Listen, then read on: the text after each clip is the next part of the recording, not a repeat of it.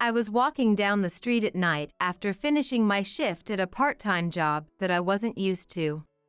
Earlier in the day, my daughter-in-law Elena came back from shopping and made me help with the party preparations for an event I couldn't even attend, which made me twice as tired. But it was for my granddaughter Mina's celebration, and just imagining grandson Cleo being happy as a big brother kept me motivated. As I passed by the side of the house, I saw the lights were still on. I looked at the clock, and it was already past 9 p.m. It was time to put Cleo to bed. As I looked back at the house, I saw an unbelievable sight. There was Cleo, sitting alone in the yard, staring into the house. Why is Cleo outside? Cleo! What's wrong? As I ran up to him, he gave me a relieved smile, and then the next moment, his face crumpled, and he started to cry. What happened? Why are you outside alone? Cleo seemed like he wanted to say something, and then he spoke hesitantly. Today is Mina's birthday. It's a family-only celebration, so I'm not allowed inside. He whispered as he cried. What? That's ridiculous. Unable to bear it, I silently took Cleo's arm and walked out of the gate. Something that shouldn't have happened, happened again. You haven't eaten anything since lunch, have you? Grandma is also tired from work and hungry. Let's go get something delicious to eat. I tried to speak brightly in my usual tone to reassure Cleo. Cleo seemed to understand something and answered cheerfully. At the night restaurant, I left Cleo alone and stood up from my seat. Pretending to go to the drink corner, I took out my smartphone. It's been a long time since I contacted her. I wonder if she'll answer. After a few rings, I heard an irritated voice say, "Hello?" I introduced myself and apologized for calling at this late hour, then briefly explained Cleo's situation. The person on the other end said, "I'll be there right away," and hung up. After a while, a woman entered the restaurant. I looked towards the entrance and raised my hand. She noticed me and quickly came over to our table. Who? Cleo looked up at her with a puzzled expression, and she hugged him, unable to hold back her tears. Mom. Is that you? My name is Molly. I'm 57 years old. My husband passed away a year ago, and I live in the house he left behind. Our family consists of 5 people, my son, his wife, and my 2 grandchildren. My son, Jeffrey, has been divorced, and his current wife, Elena, is his second wife. The older grandchild, Cleo, is from Jeffrey's previous marriage, so he has no blood relation to Elena or the younger grandchild, Mina. 3 years ago, Jeffrey returned to this house with Cleo after his ex-wife cheated on him. At that time, Cleo, who was only 2 years old, was emotionally unstable and constantly looked for his mother in this unfamiliar house. Seeing Cleo like that, I took great care of him, making sure he was comfortable. The following year, Jeffrey brought Elena to meet me. Mother, I'm going to marry her, he announced suddenly, shocking me. So that's what he had been doing while he wasn't home much, busy with work and other things. Even though my biological son was emotionally unstable, he neglected him to have fun with someone else. I was so taken aback that I couldn't say anything to my own son. And she's pregnant, he added, surprising me even more. Sorry for the sudden news, but please take care of us, Elena said. We thought it'd be easier to stay here since this house is big and has extra rooms. That's all right, right? Jeffrey asked with an audacious attitude. But how could I kick them out, knowing there was a child on the way? And so, our life together with my son's family and my grandchildren began. I don't know what Jeffrey's ex-wife was like since we lived apart, but Elena didn't do much housework. I saw her getting along well with Cleo, so she probably wasn't a bad person. However, she used her pregnancy as an excuse to leave all the housework to me. Honestly, I was working part-time, so I asked her to help out a little with the housework. I have terrible morning sickness. My stomach is tight, and it's tough. She always had an excuse. Hearing that, I couldn't force her to do anything. Even though she looked perfectly healthy to me, I couldn't say anything because the difficulties of pregnancy vary from person to person. I feel like I'm being pushed around. That's what I thought, but my husband, who used to listen to my concerns, was no longer with us. She says she's having a hard time, so be more considerate. No one wants a strict mother-in-law these days. By the way, when's dinner ready? When I talked to Jeffrey once, he just brushed it off with that. Oh, I'm sorry for troubling you with such things. Every day was a struggle to keep my heavy heart in check. While we were living these days, Mina was born. When Cleo was born, we were living far apart, so I didn't get to see him much. Living with a baby nearby brings such happiness. Of course, that doesn't mean I love Cleo any less. Witnessing the birth of a new life made Cleo's eyes sparkle. The pride of becoming an older brother. He felt a sense of responsibility to protect his little sister. I could sense those feelings from him. I vowed in my heart to love both of these young ones equally, without comparing them. As Mina's upbringing began, Elena became increasingly harsh towards Cleo. Cleo was not her own child, and after giving birth to her biological daughter, Mina, her affection naturally shifted more towards Mina. Some women can become irritable postpartum, so I thought it was somewhat understandable. I could make up for it by supporting Cleo more. That's what I told myself, deciding to leave it alone, but Elena's behavior only worsened.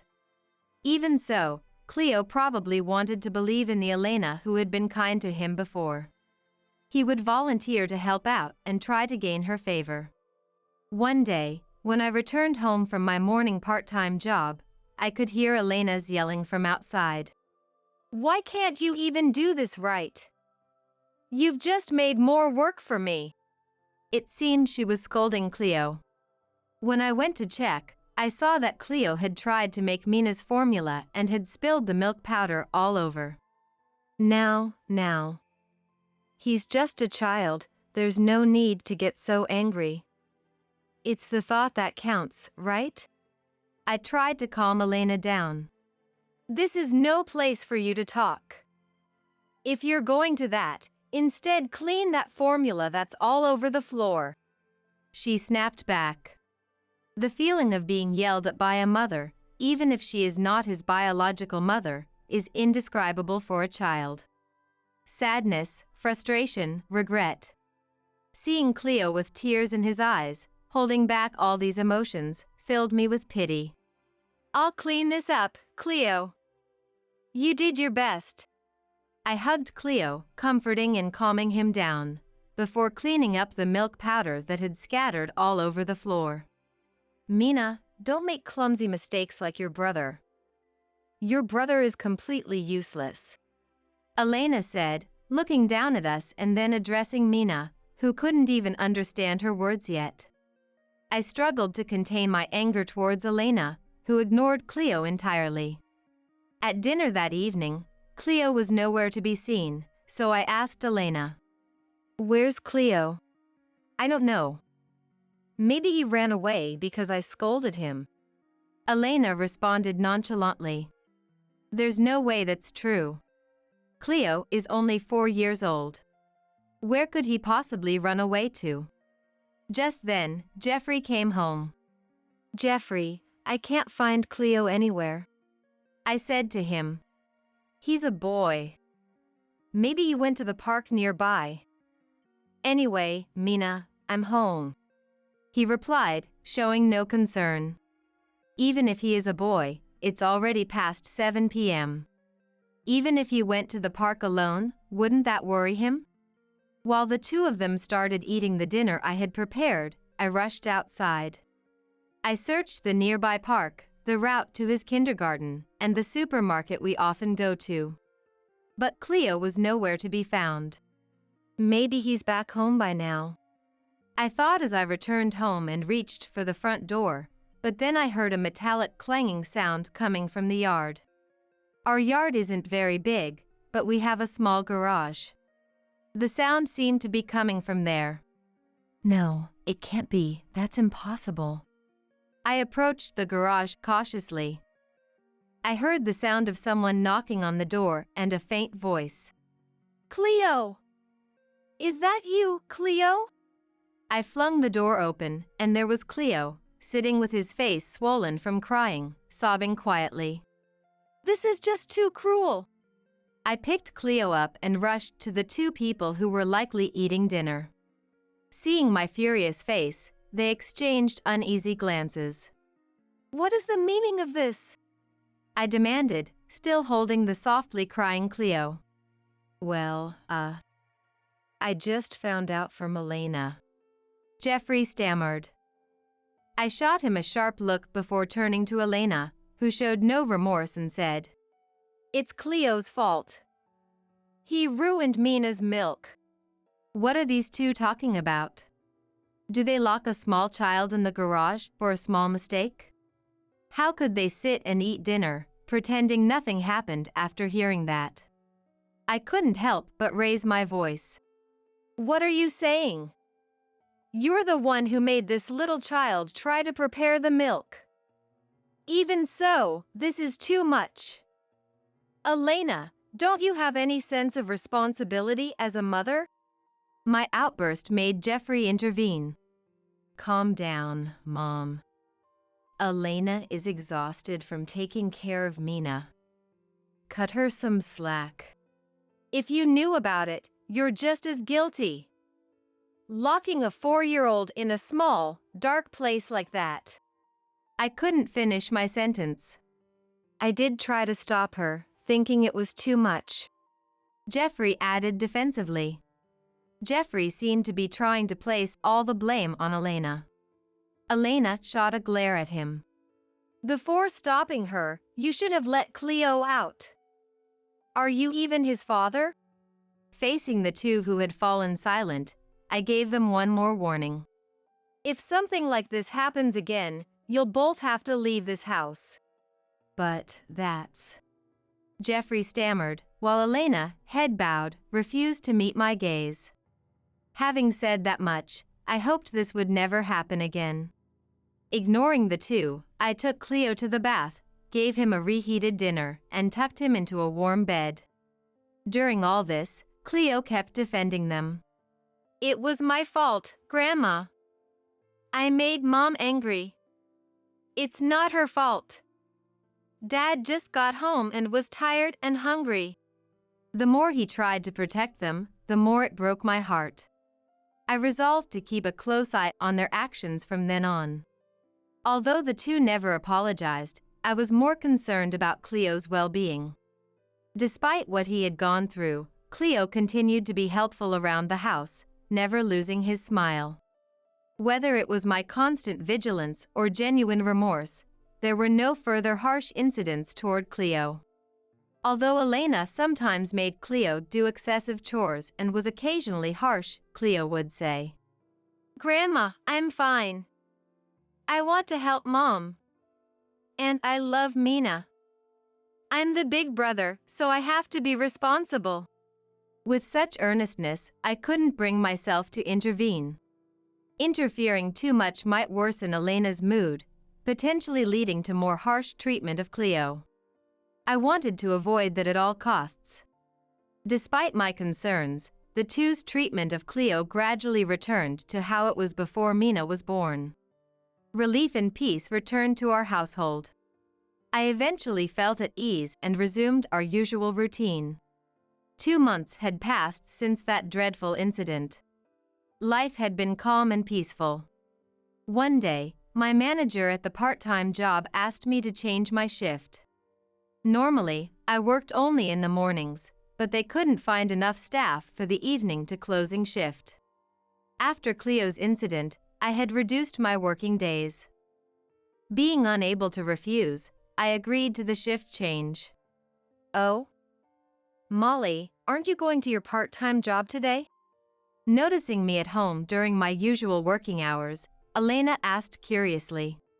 I had a shift change today, so I'm working from the evening. So, you'll need to handle dinner tonight, I replied. Elena made a face, clearly annoyed, but then her expression brightened as if she had an idea. Well then, since it's a special occasion, why don't we celebrate Mina's birthday a bit early tonight? Elena exclaimed, knowing full well I wouldn't be home because of my part-time job. Clearly, I wasn't invited to this party. I, too, wanted to celebrate my dear grandchild's first birthday. All right, I need to start preparing for the party right away. I'll tell Jeffrey to come home early too. Elena, oblivious to my feelings, seemed delighted. Molly, I'm going shopping, so please look after Mina. Since you can't join the party, at least do that much. Using the shopping trip as an excuse, she was giving me some time alone with Mina. How selfish can she be? I was tired of arguing, so I took Mina and let Elena go shopping.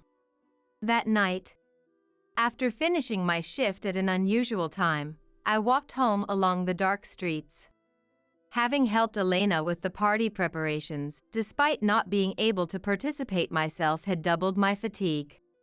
But thinking about celebrating Mina and seeing Cleo's happy face kept me going.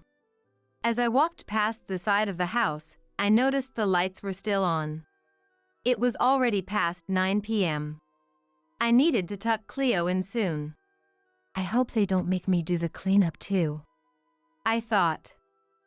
When I looked toward the house again, I couldn't believe my eyes. There, sitting alone in the yard, was Cleo, staring into the house. I couldn't understand why Cleo was outside. I quickly went around to the front gate and hurried into the yard. Cleo! What's wrong? When he saw me rushing towards him, he smiled with relief, but then his face crumpled, and he started crying. What happened? Why are you outside alone? I knew I shouldn't overwhelm him with questions, but I couldn't help it. Cleo just sobbed and clung to me, unable to speak. Let's go inside, okay? He looked at me with a surprised expression, as if wanting to say something. Then, in a voice full of apology, he whispered, Today's Mina's birthday, but it's a family-only celebration, so I'm not allowed inside. He cried as he spoke. This is unbelievable! Unable to bear it any longer, I silently took Cleo's hand, led him out of the gate, and started walking. This shouldn't have happened again. What's wrong, grandmother? Are you angry? Where are we going? His anxious voice brought me back to my senses. You've been outside all day without eating anything, right? And grandmother is tired from work and hungry too. Let's go eat something delicious. I tried to speak cheerfully, in my usual tone, to reassure Cleo. Sensing something, Cleo responded brightly. I was worried that people might look at us strangely for bringing a child to a restaurant at night. But neither the customers nor the staff seemed to care. Leaving Cleo alone at the table, I stood up. I'm going to get some juice. Pretending to go get some juice, I took out my smartphone. I haven't contacted them in a long time, but I hope they answer. After a few rings, a grumpy voice answered, Hello? I introduced myself and apologized for calling so late. I briefly explained Cleo's current situation. The person on the other end quickly said, I'll be there right away, and hung up. When I returned to the table, Cleo was eating the fries we had ordered. That took a while, he said, looking at me with concern while sipping the orange juice I placed on the table. I couldn't decide what you might want to drink. I excused myself, but Cleo quickly brightened up. I love orange juice, he said cheerfully and drank it down in one gulp. He's only 5 years old. Even at this late hour in a restaurant, he doesn't act excited. He sits quietly, waits patiently, and is mindful of others' feelings. Why does such a good child have to go through this? I felt a surge of frustration as I watched Cleo munch on his fries. After finishing his fries, Cleo seemed restless. How about we order a hamburger too? I suggested. Won't we get in trouble if we don't go home soon? Cleo's expression was tense. Even though he said that, we couldn't go home just yet. I wondered how to explain it to Cleo. Just then, a woman entered the restaurant. I looked towards the entrance and raised my hand to signal her. The woman noticed and hurried over to our table. Cleo looked up at her with a puzzled expression, as if to say, "Who is this?" Unable to hold back her tears, the woman embraced Cleo tightly. The person I called earlier was Cleo's biological mother, Kaylin. Mom. Cleo remembered. Jeffrey divorced Kaylin when Cleo was 2 years old, 3 years ago. Still, Cleo remembered his real mother. When he first came to our house, he was longing for her mother. And Kaylin, too, had never forgotten about Cleo for even a moment. After waiting for the two to calm down from their tears, I told Kaylin what had happened up until now. How Elena had been harsh to Cleo.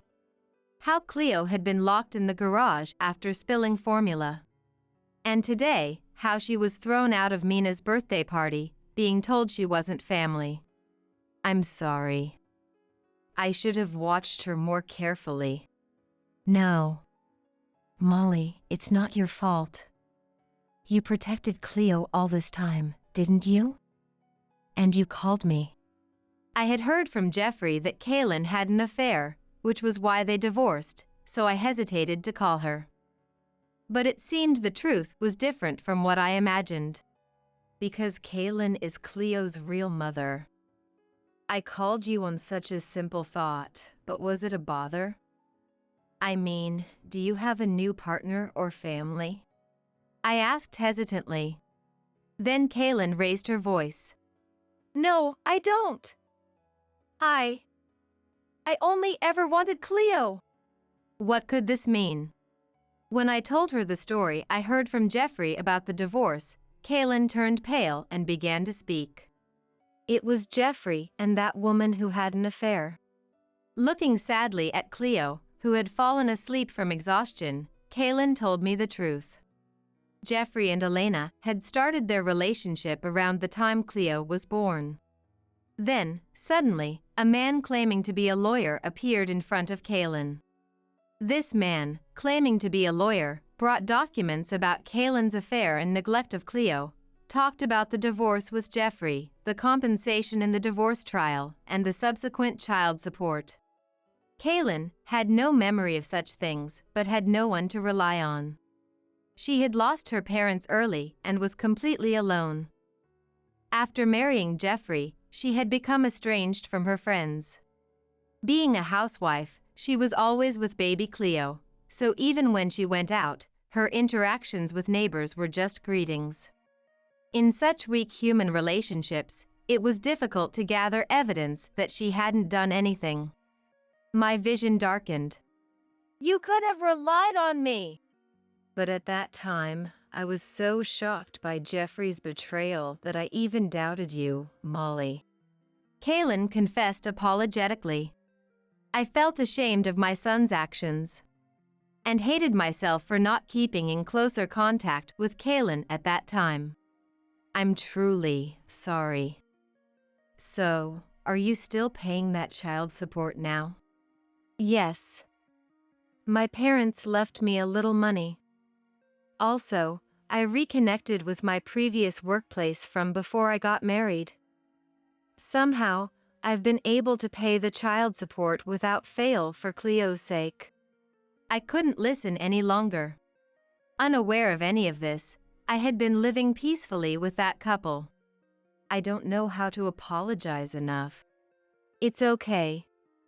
Molly, you did nothing wrong. And now, I've finally met Cleo.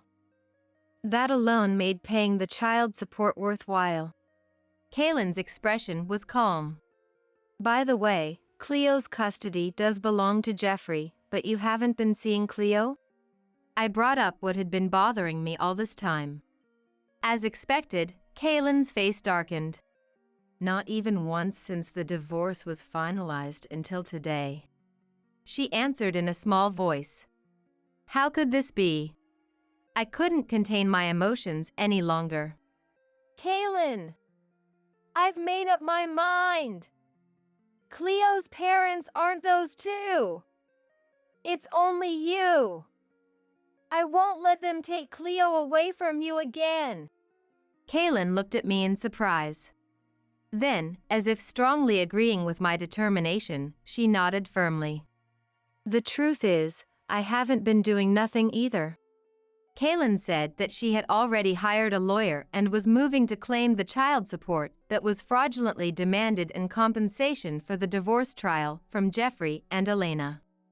According to Kaylin's lawyer, the lawyer that Jeffrey and Elena had arranged was actually not a lawyer at all, but just a friend of theirs. I'll help too. For Cleo's sake.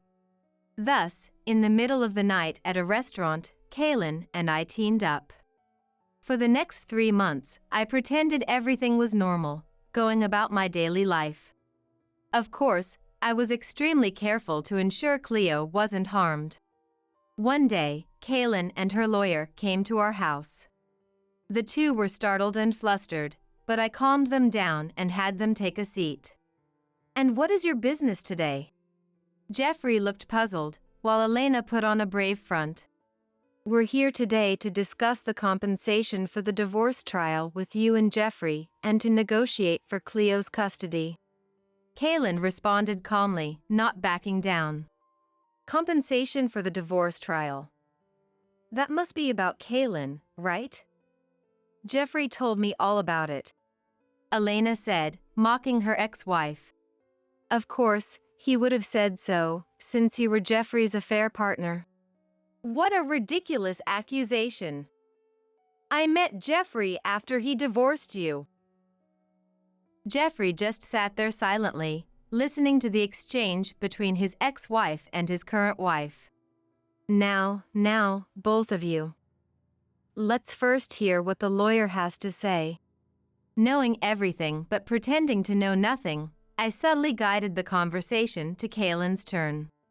Please take a look at these documents.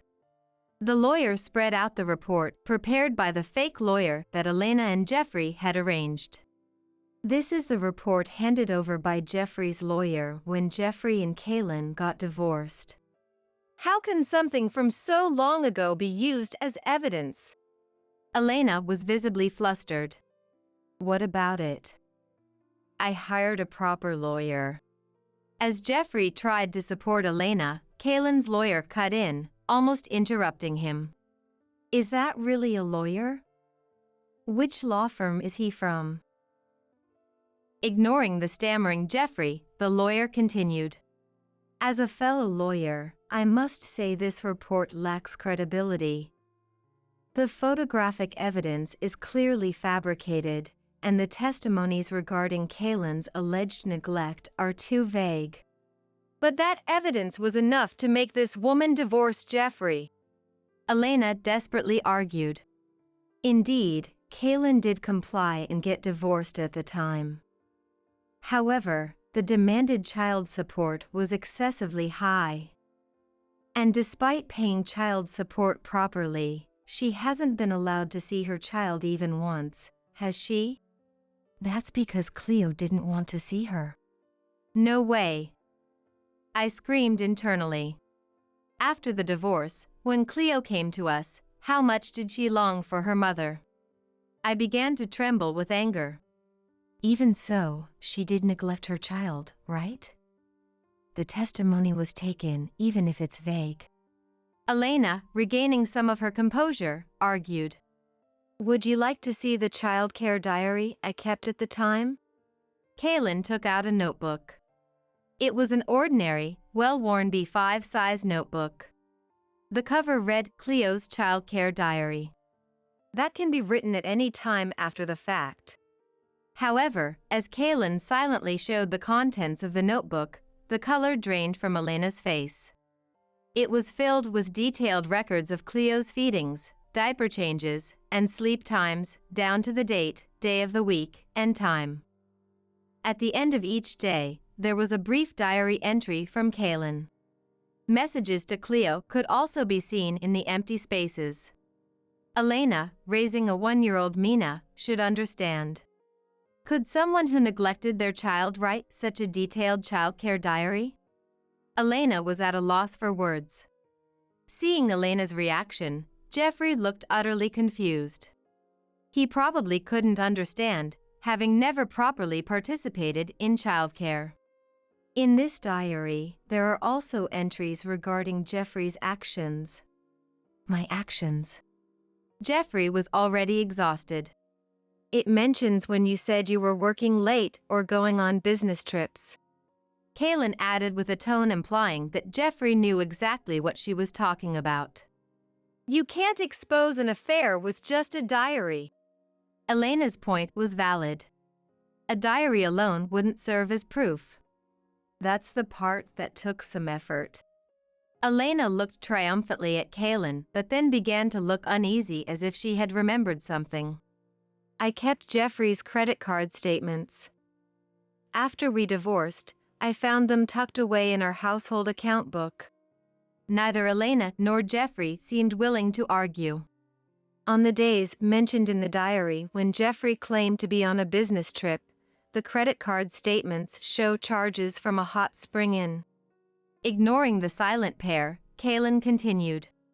And on the same days, a certain woman's social media posts have photos. The hashtags include the inn's name and words like secret. That's just a coincidence. It could happen to anyone. Elena's resistance seemed futile. Indeed. But this woman, despite talking about secrets, was showing off her possessions. Kaylin pressed further. The watch in these photos, that's Jeffrey's, isn't it? I could almost hear Elena and Jeffrey's hearts pounding. That could be any watch. So Elena didn't know. This was a gift from my husband and me to Kaylin and Jeffrey when they got married. It's a pair watch, completely custom made. Feigning innocence, I interjected. That can't be. After a moment of silence. Enough. Jeffrey said in a pitiful voice. Kaylin signaled to the lawyer with her eyes. Since he's admitted it, that helps. We will proceed with a settlement instead of going to court. I won't admit it. I'll take this to court if I have to. Elena shouted, but the facade was crumbling. Shall we discuss the matter of the falsified report by the fake lawyer? We've already spoken with this fake lawyer. That bastard. It turned out that the fake lawyer was Elena's friend and former boyfriend. They had been funneling the compensation from Kaylin's divorce settlement and child support to him. When we mentioned charges of document forgery, he told us everything. Elena seemed to have no energy left to argue. From the crack in the door. Mom? What's going on? Cleo peeked in. Nothing at all. Kaylin, looking relieved, replied. Let's go home. To our new home, Mom and Cleo's new home. Later, the case went to court instead of being settled out of court. This time, the other side hired a real lawyer. However, the outcome was clear. Custody of Cleo was transferred to Kaylin. Jeffrey and Elena's actions were deemed criminal. Additionally, they were required to return the fraudulent compensation and child support they had received, and pay Kaylin proper compensation and child support. Jeffrey and Elena ended up blaming each other and ultimately got divorced. Elena was disowned by her family, and her parents took custody of Mina. She was now deep in debt and working at a massage parlor. Naturally, I also cut ties with Jeffrey. Who would take care of a criminal? I sold the house I used to live in and now enjoy living alone, free and comfortable. Jeffrey is still paying Kaylin, but I have no interest in where he is or what he's doing. As for Kaylin, she and Cleo sometimes come to visit me. We're like friends now. It turns out she's getting along well with the lawyer from that time. When they visit, she often seeks my advice on her love life, and he gets along well with Cleo. One day, while Kaylin was seeking my advice, Cleo suddenly said, "Mom, I like it when you're smiling. And I have the most fun when you're with that guy." A year has passed since then. Today, Kaylin and Cleo are coming to visit. I couldn't wait and went outside to greet them. Soon, I saw them walking toward me. Cleo was holding Kaylin's hand, looking out for her. He's such a kind child. "Molly, did you come out just for us?" "Thank you." It's nothing. I was looking forward to it too. And I took Kaylin's bag and looked at her swollen belly. you're not alone anymore. I can't wait to meet the baby. Dad is excited too. Seeing their happy faces, I smiled. Outside, the air was warm with the promise of spring. My name is Lily. I'm a 32-year-old working mother. When I first got married, I worked in customer service, but due to the impact of the pandemic, I became a target for staff reductions, and since then I've been working from home. I always preferred working alone, doing meticulous tasks over customer service or being in the public eye, and I enjoyed making accessories and stuffed toys by hand. However, these were just hobbies, and I never considered showing or selling them to anyone. But then, a friend posted my work on social media, which caught the eye of a shop owner who sold small items, and I got the chance to have my work displayed there. Eventually, reviews from the customers have increased sales, and now I can make a living from it. Unlike when I made things as a hobby, now I have to incorporate customer requests, deal with deadlines, and face other challenges, but it's far more fulfilling than doing a job I wasn't suited for. Despite this, I have some concerns about my family at the moment. It's about my husband, Ethan, and my mother-in-law, Rosie.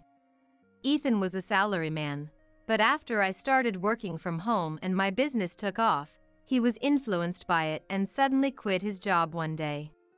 Without consulting me at all, he just suddenly quit. Naturally, I asked Ethan, Why didn't you talk to me about this? Ethan, with a serious look on his face, answered, Seeing you shine doing what you love made me envious. I want to live my life without regrets too. I know it'll be a burden for a while, but please understand. When he said that, I couldn't help but feel guilty for blaming him entirely. After all, when I was laid off from my previous job and had no income, Ethan covered our living expenses despite his complaints. With my current income, we could manage even if Ethan was unemployed. I reconsidered and said to Ethan, Okay. Take your time and find a job that you're satisfied with. Showing understanding and encouragement. Since then, Ethan has been at home and started doing housework, which he never did before. Thanks to that, my work progressed smoothly, and I was able to take on more orders, gradually increasing my income. After a few months, our lifestyle of me working in my room and Ethan being a house husband became established, and I felt no discomfort or dissatisfaction. However, there is one person who absolutely doesn't like this arrangement. That's Rosie. She believes that men should work outside to support the family while women should support men and take care of the home. While this belief itself isn't bad, Rosie tries to impose it on us. She doesn't understand the concept of working from home and, no matter how many times I explain it. How is that different from being a bum? You're just playing at home, so stop that and focus on housework and having children. She refuses to understand.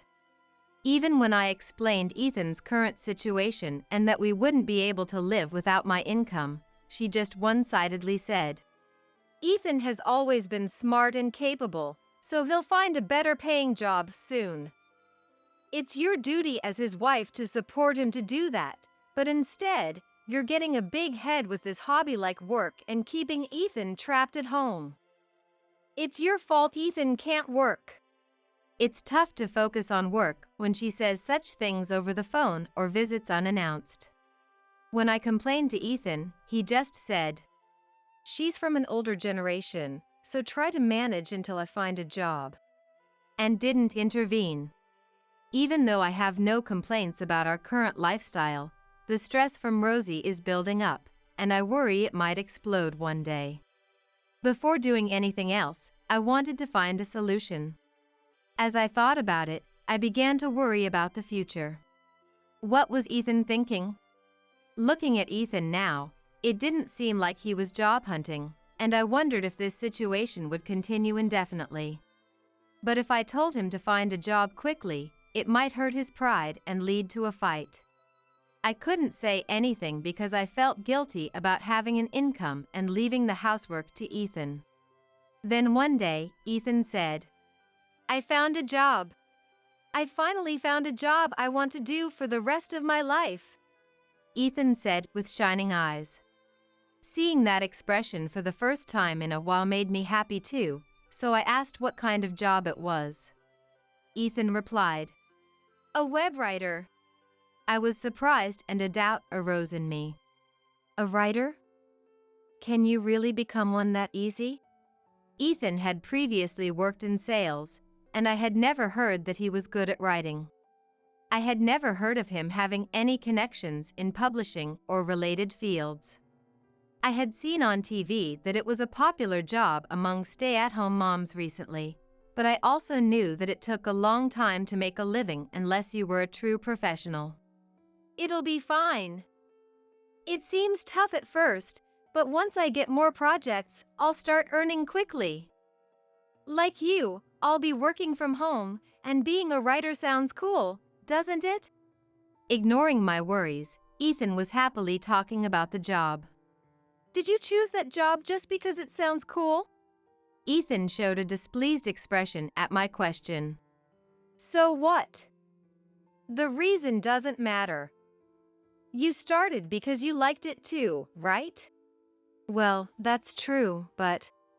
In contrast to the enthusiastic Ethan, I felt uneasy. "What genre of writing are you going to do?" Well, various kinds at first. Ethan's vague answer made me even more worried. "Don't worry so much. I'll catch up to your income soon," Ethan said, giving a big smile and a thumbs up. Internally, I was exasperated, but if I said anything to Ethan now... What, acting all high and mighty? So, I said nothing. I was anxious, but Ethan's point was valid. It might be tough at first, but once he gets the hang of it, it could stabilize. I had experienced the same thing, so I shouldn't dismiss Ethan's chosen job. Maybe Ethan had a hidden talent in this field and would truly flourish. Someday, Ethan might be writing articles about my work. It might not just be a dream. In the midst of my worries, I found this faint dream and decided to support Ethan, but this decision turned out to be a big mistake. Without any preliminary knowledge or research, Ethan started, but he struggled even with short assignments, sitting in front of the computer all day, constantly frustrated. Of course, he didn't do any housework either, just sat in front of the computer, pulling his hair. Whenever I said something, he would snap at me, and I found myself watching his mood even in casual conversations. This meant I had to do all the housework, interrupting my work. Even so, I told myself that everything is tough at first, and once he got used to it, he would be more relaxed, so I didn't complain to Ethan. A few more months passed. Ethan's income, which was about $100 at first, started to increase gradually. Although it wasn't enough to live on, the fact that Ethan had worked hard was undeniable, so I praised and encouraged him as much as possible. However, from that time, Ethan's behavior became strange. About the project. Or, that client said. He started saying things like this more often than not, which are industry terms. He seemed to be acting like a seasoned writer. Mysteriously, condescending remarks from him began to stand out more frequently. Still, I figured everyone goes through phases where they get a little full of themselves, so I showed some understanding while secretly rolling my eyes and letting it slide. If it had been just that, it would have been cute, but Rosie's grand misunderstanding started and her harassment towards me escalated. You know, Ethan is really amazing. He's able to get results in such a short period of time, she said triumphantly to me. Sure, he started working, but was it really something to say with such a face? But then Rosie's next words made me furrow my brows. While you've been doing nothing at home, Ethan has already surpassed your income. You need to quit your job and start having children. What? Ethan surpassed my income. I couldn't grasp the meaning of Rosie's words and fell silent. It looks like you're speechless. You should be grateful to have a husband as capable as Ethan. Honestly, you're not cut out to be a wife, she continued. I'm sorry, I don't understand what you're saying. Ethan surpassed my income? Did he tell you that? Yes, he did. He's been crying about how hard it is to do all the housework every day. If you can't take care of Ethan, give him back to me. As I started to see what was going on, I decided it would be better to talk to Ethan instead of arguing with her.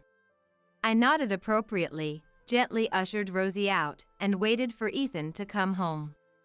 In the evening, Ethan, who had been out pretending to be a savvy writer covering a cafe article, came back. I told him what Rosie had said to me during the day.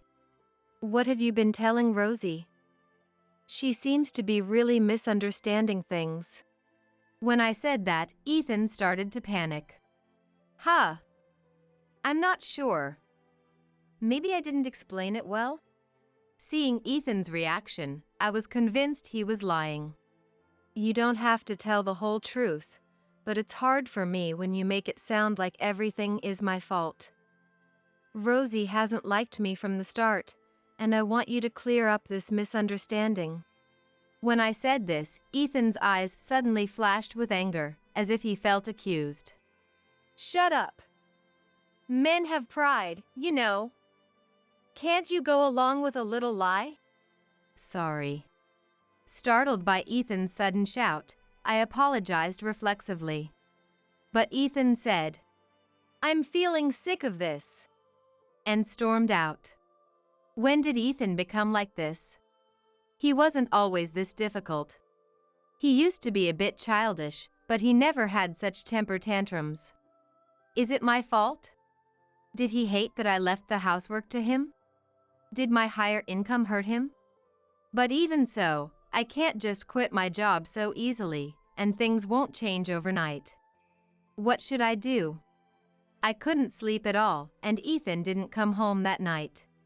The next morning, I heard the front door open and thought it was Ethan. But it wasn't Ethan, it was Rosie. Oh, what? Have you been crying? Haven't slept? You look awful. Seeing my face, Rosie said with a snicker. Where's Ethan? I was so surprised that I couldn't respond, as I thought Ethan had gone to Rosie's place. Can't even answer properly? Rosie sat on the sofa. Just then, Ethan came back. Mom, what are you doing here so early in the morning? Ethan looked surprised to see Rosie. I figured you haven't been eating well, so I decided to make you breakfast. I also brought plenty of side dishes, Rosie said, pulling out numerous containers from a paper bag. By the way, Ethan, where were you headed so early in the morning? Rosie asked, and Ethan, looking slightly flustered, replied, Just for a walk. Then, turning to me, Right, Lily? He added. Ethan's flustered reaction made me feel a growing sense of unease. When I didn't respond, Ethan tried to cover it up by overly praising Rosie's homemade treats. Honestly, any decent wife would get up earlier than her husband to prepare breakfast. But look at you, with your puffy face, still in your pajamas, just standing there. Poor Ethan, Rosie said smugly, glancing at me sideways. Then Ethan joined in with Rosie, saying, "Exactly, Mom, tell her." Rosie's snide remarks only happened when Ethan wasn't around, and whenever I told Ethan, he would just laugh it off. But now, right in front of me, Ethan was teaming up with Rosie to insult me. And he was doing it with a carefree smile I'd never seen before. "Calling that hobby of yours work. You have no idea how different it is from a man's job. Right? I should have opposed this marriage. Mom, this is delicious. You're the best," Ethan said loudly, deliberately, while shoveling food into his mouth, and Rosie lounged on the sofa as if it were her own home. At that moment, I felt truly miserable for the first time. "Hey, at least make some coffee. You really have no sense, do you?" The instant Rosie said that, something snapped inside me. I grabbed Rosie by the arm and forcibly pushed her out, locking and chaining the door. Rosie started shouting from outside. "Hey, what are you doing?" I stood in front of the door as Ethan tried to unlock it. "What was that about? Are you both enjoying bullying me? What's your deal? And where were you last night?" "Shut up. Just open the door." "No. I'm talking to you. I won't move until you answer me." "Shut up." Ethan shoved me aside and opened the door. "What's wrong with you? You're a horrible woman. Apologize to Mom." Even with both of them yelling at me, I kept my mouth tightly shut. "You've got to be kidding me. Think about what you've done." Ethan spat those words at me and left with Rosie. As Ethan walked past me, I caught a faint scent of soap. It's over. The moment I said it out loud, I couldn't stop the tears. Ethan hadn't changed. He had always been like this, I just failed to see it. The fact that I earned more only highlighted his true nature. As for where Ethan was last night, a woman's intuition shouldn't be underestimated. I could guess. I didn't want to know, but maybe I needed to find out. I wanted to lie down, but I had a lot of work piled up. I washed my tears away with cold water and headed to my workshop. The next day, Ethan and Rosie showed up as if nothing had happened. Then she said, "Have you reflected on your behavior?" "Well, it doesn't matter. Ethan and I talked it over last night. I'm moving in today to live with you." "What?" "That's right. Moving in. Ethan's suffering like this is unfair, so I'll be here to supervise you." "Right, Ethan?" "Yeah. You can learn a lot from Mom about being a proper wife." They looked at me, but it was as if they were talking to themselves, disregarding my presence. "Is Rosie going to live here?" "That's what I've been saying, isn't it? You really lack comprehension, don't you? Listen, you were living it up on just $500 a month and taking advantage of Ethan, right? You're only able to stay here because Ethan makes $10,000 a month. You should be grateful to Ethan for your lifestyle." When I looked at Ethan's face, he seemed to know he was lying and avoided my gaze. However, he smiled next to Rosie, as if to say he had an ally. Seeing that, I realized I couldn't stay with him any longer. "All right. I'll divorce Ethan. Enjoy your life with him and his $500 monthly income." When I said that, Rosie laughed at me. "Huh? What are you talking about? Spouting such sore loser nonsense." "Oh well. If you want a divorce, go ahead. It's what I wanted all along. Just leave. Rosie didn't notice Ethan starting to panic. Understood. Ethan, I'll contact you later about the proceedings. I said this and packed a suitcase with some clothes and essential work tools. I'll be in touch. Wait a minute. Ethan hurried after me, but... Ethan, there's no need to stop her. Rosie clung to Ethan's arm as I quickly left the house. It didn't take long for Rosie to learn all the facts. I promptly arranged for a lawyer and moving company and terminated the apartment lease. From early morning, movers started taking out my belongings, causing Ethan and Rosie to frantically call me one after the other. What is this? What's going on? Rosie yelled over the phone, but I remained calm. You said if I wanted a divorce, go ahead, didn't you? So, I'm just moving my things out. The apartment lease is terminated, so please leave by the end of this month. Huh? Why? Why? Because the lease was in my name, I paid the initial fees, and I was the one paying the rent. The furniture and appliances were bought when we first got married, so I'll leave them for you. Ethan took over the phone and shouted, Hey! You can't just do this. I supported you when you were unemployed too. True, but it was only for a few months, right? I've supported you financially much more. I also turned a blind eye when you used my card for expenses and such. But this is outrageous. Pay me compensation. Yeah! Pay us compensation!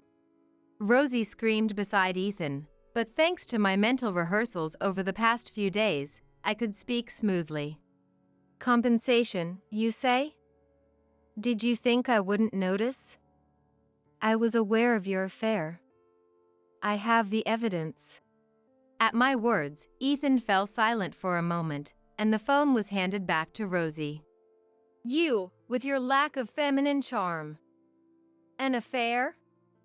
That won't get you compensation. It's not even a valid reason for divorce. Rosie, do you remember destroying my work tools, calling them worthless toys? And it wasn't just once or twice, was it? I've submitted photos of the broken tools, receipts from their purchase, and emails documenting the delays they caused to my lawyer. Do you still call them excuses? When I said that, Rosie shrieked. Just show your face. Come here right now. You'll hear from my lawyer soon. Save what you have to say for the meeting. Looking forward to it. With that, I hung up the phone. A meeting was arranged later. I braced myself, wondering what kind of expressions Ethan and Rosie would have after having cursed me so fiercely before. However, Ethan and Rosie had completely lost their momentum. Ethan must have finally understood the situation he was in. Rosie, too, seemed to have realized the reality of her supposedly brilliant son and kept her head down. As the lawyer calmly stated the facts of Ethan's infidelity and the conditions for divorce, Ethan suddenly collapsed onto the table and began to cry. Please forgive me. I was just frustrated. You make more money than me and do what you love for a living. But I couldn't tell Mom, and I took advantage of your kindness. I just wanted to show off a little. That's right. Ethan did nothing wrong. You understand, don't you? A man has his pride. You get it, right? Please reconsider the divorce. Beside Ethan, Rosie was dramatically crying with her face in her hands. It was obvious they were trying to gain sympathy. I knew all about Ethan's reckless spending with my card, his failed attempt to buy a luxury car in my name because he couldn't sign the contract without me, and the expensive gifts he bought for his affair partner. Hearing them talk about a man's pride after all that just made me laugh. Rosie, you said that it was only natural for Ethan to cheat on me because I lacked attractiveness as a woman, didn't you? You even said it would be a blessing if we divorced. So why are you trying to stop this divorce now? Did I say that? I don't remember. Rosie mumbled, avoiding eye contact with me. It's about the money, isn't it? You're panicking because if Ethan and I divorce, your lifestyle will be unsustainable, right? You must know by now that the money sent to you was from my income. You just don't want to lose that. That's not true. I just want you to come back. It's too late to say that now. I can't forget the things you've said and done to me, and there's no way I can support you and your son like before. An apology isn't enough to forgive everything. When I said that, Rosie finally raised her head and looked me in the eyes. As I stared straight at her, Rosie's face twisted in frustration and she looked down again. Please, reconsider. I'll find a proper job. Okay? It'll be fine, right? You're busy with work, so it's better if we stay together, isn't it? Seeing Ethan pleading with upturned eyes, I realized I had no feelings left for him. We're past that point. Honestly, it's very disappointing. But I can't live with you anymore. I have many flaws and things I need to reflect on, but from now on, please cherish your beloved Rosie and live happily together as mother and son. That's what I hope for now. No way! Glancing at Rosie, I saw her glaring at me. I didn't look away from Rosie and said, Rosie, isn't it great? Not only did you get rid of the wife you didn't like, but you also got your beloved son back. It's truly a dream come true. I hope you find a wife who will do everything you want someday. Enjoy your life with your son, who thinks he's a big shot in the industry on a $500 salary. Now you can cook him delicious meals every day. You must be so happy, Rosie. I smiled sweetly as I said this. I thought I heard Rosie mutter, You devil! But I pretended not to hear and carried on calmly. Thus, my divorce from Ethan was finalized successfully. Ethan sold the furniture and appliances I left behind and moved back in with his parents, but without an income, the relationship with his parents deteriorated, creating a tense living situation. Now that we're no longer together, I hope he will put serious effort into his current job to make a living. He was just relying on my income, but I'm sure he'll get serious when he's under pressure. I want him to get serious. With a heavy burden lifted off my shoulders, my work has become even more productive, and recently I've been getting orders from various places. Now, I can afford to hire an assistant and have started my own company. There was a bit of a commotion when my company's website and the social media managed by my staff received slanderous comments about my products and me personally, but it was quickly discovered that Rosie was the source of all the negativity. I considered hiring a lawyer to file a lawsuit, but I thought it would be more mentally taxing to deal with Rosie for a long time if I escalated the situation, so I settled for a warning. I want to believe it has been resolved, but if something like this happens again, I won't hold back. Rosie probably blames me for the situation she's in now. Thinking about her obsession makes me shudder, but it doesn't matter anymore. I'm now living a fulfilling life with my team. Get out of here, you useless thing.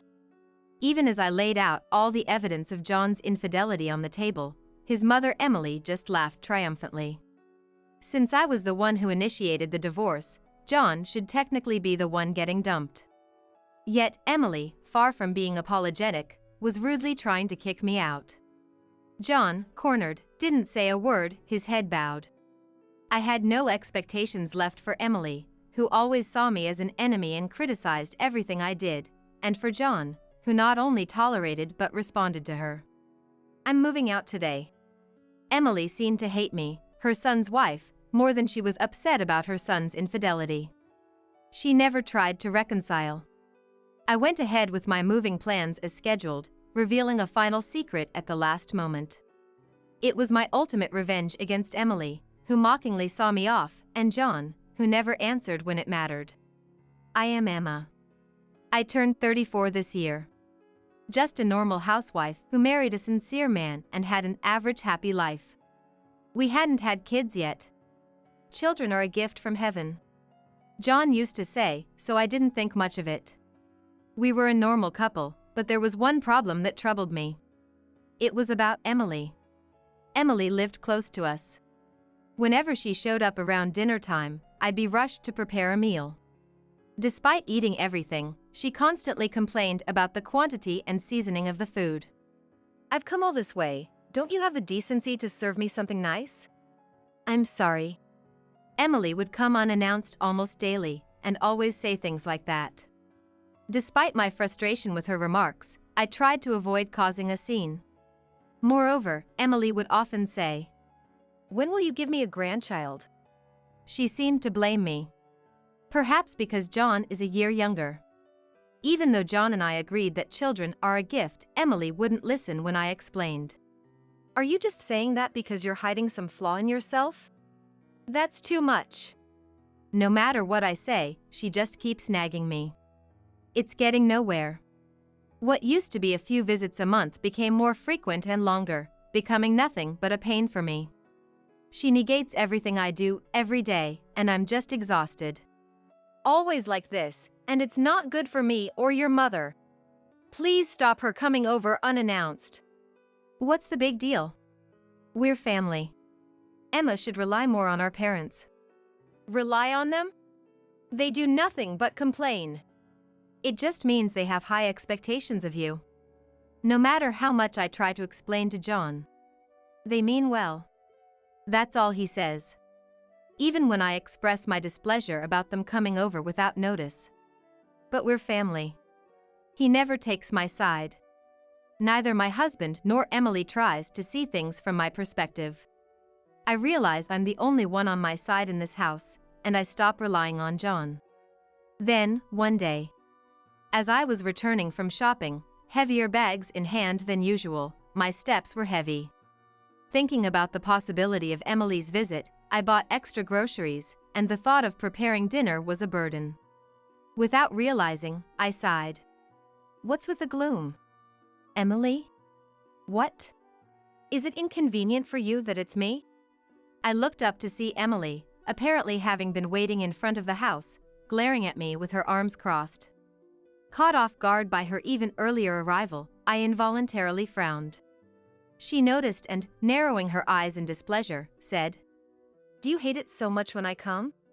"Well, I'm here because my son asked me to. Don't you think it's rude of you to act this way?" What? What do you mean? I was shocked by her words.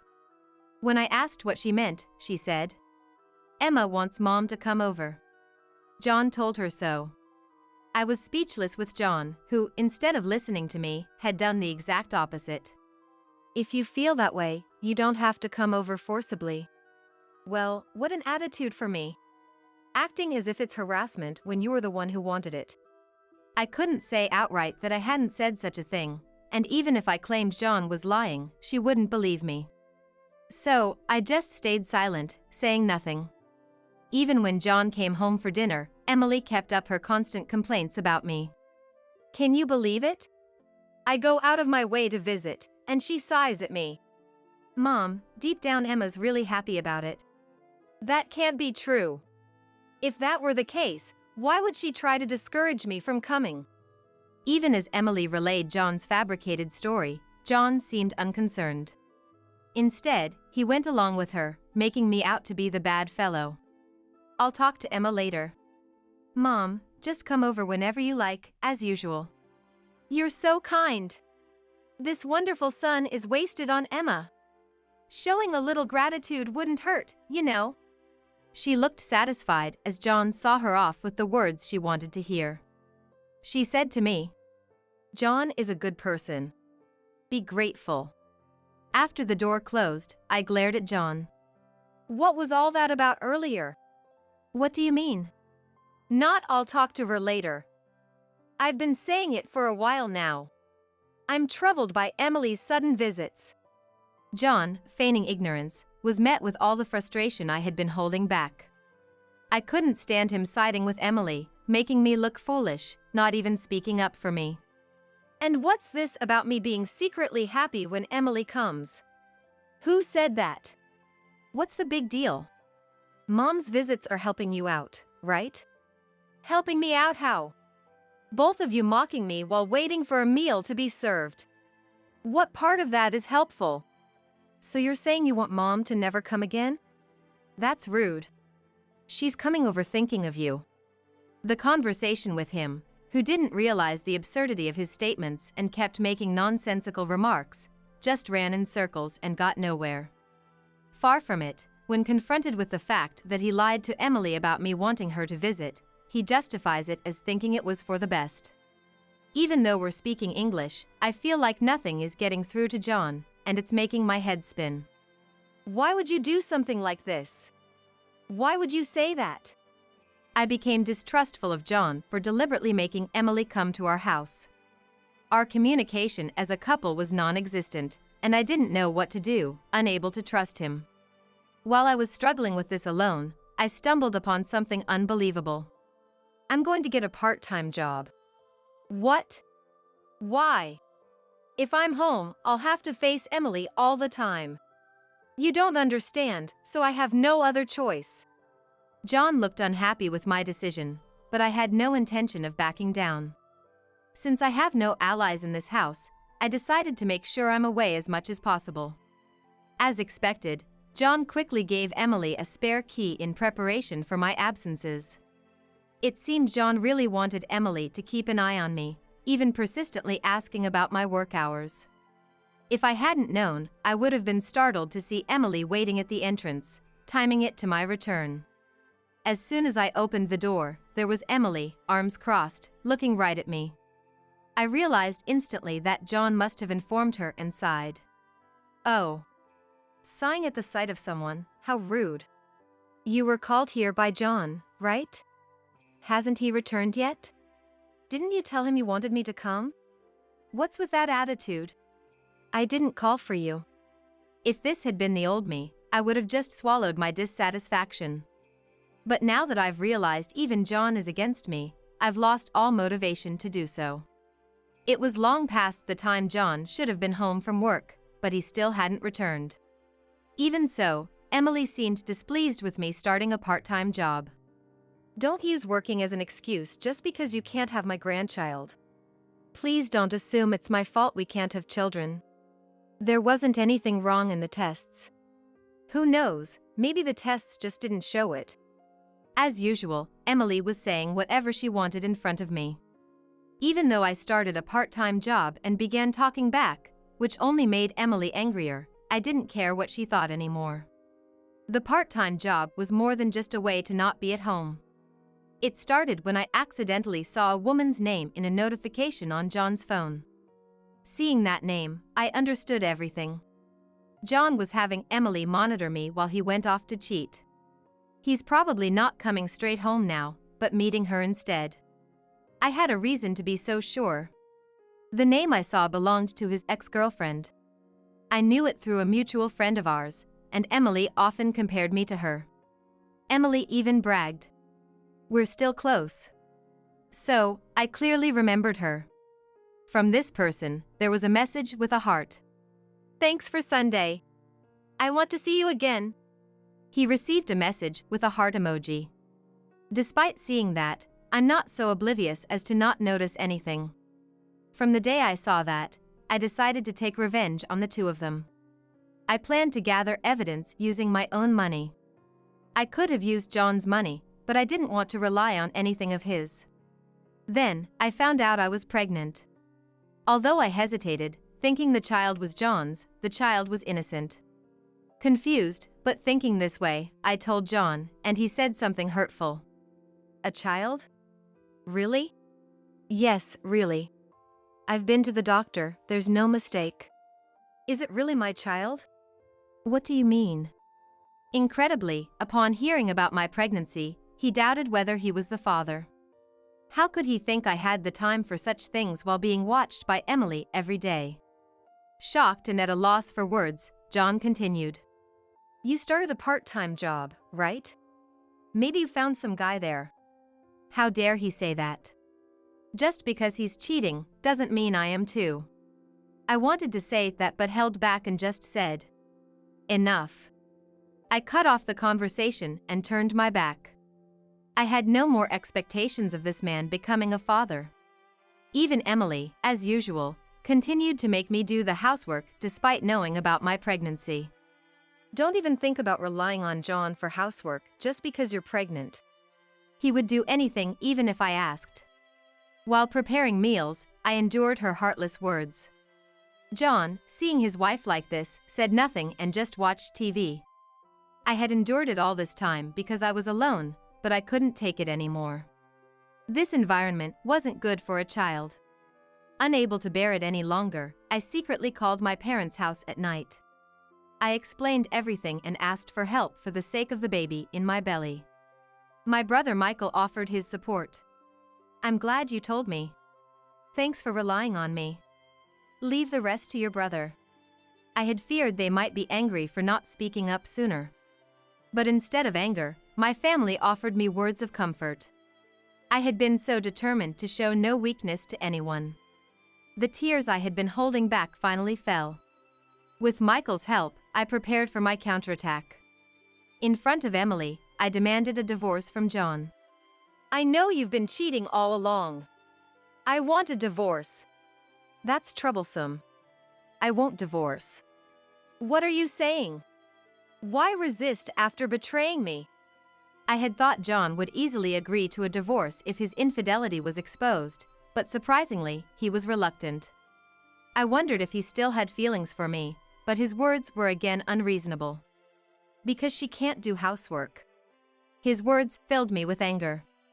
At the same time, I felt embarrassed for having even a slight hope. This man, who questioned if the baby was my child, and tried to erase his behavior, couldn't possibly have any affection for me. I was at my limit with his selfishness and Emily's silence in the face of all this. What's that supposed to mean? I'm not a housekeeper. Don't be so presumptuous. Hey, what kind of tone is that to take with John? What is the right way to behave towards a cheater like him? She says anything to me, but never a word to John. In front of her, I scattered the evidence of John's affair all over the table. These were photos taken by a detective I hired with the money I saved from my part-time job. While I was working or being insulted by Emily, John was happily meeting his ex-girlfriend. There were even photos of them coming out of a hotel, irrefutable evidence. Emily was initially silent, but as she came to her senses, she lashed out at me. It's because you're such a terrible wife that he cheated. I always thought that girl was cuter and better for him than you. So, you're in favor of the divorce then? Furious at me, Emily was actually justifying John's affair. I quickly pulled out the pre-filled divorce papers. John, despite his complaints, was hurried by me and Emily and seemed to have no choice but to sign. Are you satisfied now? Get out, you useless thing. Yes, I'm moving out now. Right this instant. As I sent a message on my phone, the front door opened, and the movers came in cheerfully. Among them was Michael. Long time no see, John. What? What's going on? I knew it would come to this, so I had already asked Michael to help with the move. I had previously explained the situation to Michael, who works in a moving company, and his colleagues, and asked them to pack and move my belongings. As I directed them to my stuff, they efficiently carried out the furniture, leaving John and Emily stunned. I had them move the dresser I bought before marriage and the appliances my parents bought for me without any hesitation. John could only look bewildered as the kitchen became empty. Without saying anything to John, who looked so pitiful, I asked Michael to take the sofa. Even the small sofa Emily used as if it was her own was taken out right in front of her. Are you taking everything? These were bought with our parents' money for my sister. Michael, towering over her, looked coldly at Emily, who, unable to confront him, glared at me instead. After all the belongings were moved, and as I was about to get into the car, Emily, seemingly regaining her composure, came out to see me off, laughing. We don't need a wife with no manners like you. Is that so? Well, I'm done with this mother and son too. Though I retorted with a smile, my anger at John, who wouldn't say anything, and Emily, who comforted him, didn't subside. So, I decided to drop one last bombshell. Oh, by the way, Emily, do you know why John chose his ex-girlfriend as his affair partner? Obviously, she must be more capable than you. Turns out, she can't have children. That's why she was convenient for him. Meaning, Emily's long-awaited grandchild wouldn't be coming from that relationship. Emily's eyes widened in shock at my words. I couldn't help but laugh at her expression. John, who apparently hadn't expected this to be revealed, looked at me, pale-faced. How did you know that? How? You talked about it with her, didn't you? John, what are you thinking? It's not like that, Mom. Listen to me. Emily was evidently upset at the prospect of not having a grandchild, and they began to argue. It seemed John hadn't expected Emily to turn against him. Watching them flounder, I smirked. Annoyed things weren't going his way, John glared at me. Don't trouble her. I'm the one getting divorced. After all the trouble you've caused me? Of course, I'll be claiming alimony in the divorce settlement, so be prepared. Stop it. She's never worked anything but part-time. So what? And shouldn't you be worrying about yourself? You'll be paying too. John's defense of his ex-girlfriend wavered as soon as money was mentioned. When I hinted at what was to come, they both started calling me greedy. It was laughable how brazen they were after all they had done. I couldn't stay with such people any longer. As I was about to finally get in the car, Emily shouted. Then at least give us your child. After you give birth, we'll take it. What kind of logic is that? It's our grandchild. I can't let a wife with such a terrible character raise it. Who knows what kind of adult they'll become? No way. If they're raised in this house, they'll end up like an adult who cheats. I laughed it off, and Emily, unable to retort, fell silent. Feeling refreshed at her reaction, I left my house behind with Michael's help. Later, I heard that the ex-girlfriend told John, I can't pay the divorce settlement. It's impossible. Predictably, she dumped John and disappeared. So, I'm going to change and do better. I want you to come back. I don't understand what you mean by so. Stop saying silly things. It seemed John, disliking the idea of paying both the divorce settlement and child support, thought I would come back and save him the trouble. He was a man of unfathomable thoughts, but probably hadn't thought things through. As I sighed over the phone, Michael, who was listening, couldn't hold back and took the phone from me. I've heard enough. The reason for the divorce is your foolishness. Reflect on it a bit. Realizing Michael's sternness, John, already frightened by the moving incident, quickly hung up. Thanks to Michael pushing for the payment, the divorce settlement was smoothly settled. After the divorce, I'm now taking my time at my parents' house with my newborn baby. By the way, from Emily as well. I want to see my grandchild. You must understand how lonely I feel as a grandmother. Mom received the phone call crying and pleading for help. Mom, being well aware of the situation, said, After saying you don't need such a wife and kicking her out, how dare you say that? She yelled over the phone like Michael and hung up. Let us know if you need anything. Families are there to help each other. Yes, thank you. I need to be strong too. When I was in that house, I felt alone and burdened. But now, I have a supportive family. Determined to be strong for my child, I'm working hard and moving forward.